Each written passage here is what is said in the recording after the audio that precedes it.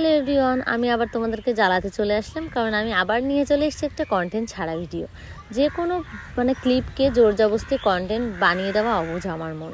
তো দেখো, আমি যাচ্ছিলাম আজকে জেঠুর বাড়ি, তো যেতে যেতে একটু খিদে পেয়ে গেছিলো, তাই জন্য কিনে নিলাম পেয়ারা।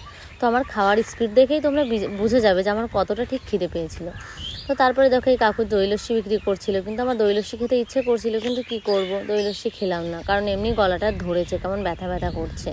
তো তারপরে দেখো, আমি বসে বসে কাটিয়ে দিচ্ছিলাম, তারপরে উঠে পড়লাম, অস্বস্তি লাগছিল, তাই উঠতে দেখলাম যে চলে এসছে করিয়া কদম গাছে, এখানে নেমে গেলাম। তো স্টেশনে নামার পর আমার মনে হলো স্টেশনে মানুষের থেকে কুকুর বেশি, যেখানেই দেখাচ্ছে সেখানেই কুকুর। তো দাদার জন্য আমি অপেক্ষা করছিলাম, কারণ দাদার আজকে আসার কথা ছিল আমাকে নিতে। এটুকু বাচ্চা ছেলে দেখো হকারি করছে, পরিবারের বোঝা কাঁধে নিয়ে নিয়েছে এই বয়সে। আমার প্রচণ্ড পরিমাণে মাথা ধরেছিল, তো কি করব, প্রথমে তো একটা জল কিনে নিয়েছিলাম, সেটা একটু খেয়ে নিলাম আর একটু চোখে মুখে ছিটিয়ে নিলাম, যাতে মাথা ব্যথাটা একটু কমে আর একটু স্বস্তি হয়।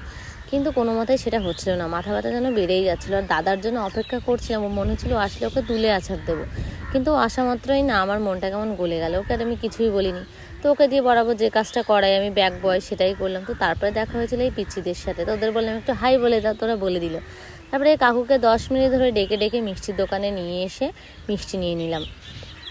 তারপরে দাদা আর আমি দেখো হাঁটতেই আছি। তারপরে দেখা হয়ে গেল এতগুলো কাঁঠালের সাথে।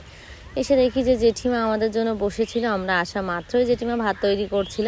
তো তাড়াতাড়ি করে খেয়ে নিলাম। খেয়ে দিয়ে দেখো আমি কী খেলাম সেটা তো দেখতেই পাচ্ছ, মাছ মাংস, তারপরে হাত ধুয়ে নিলাম। তো আজকের ব্লগটা কেমন লাগলো সবাই জানিও, টাটা।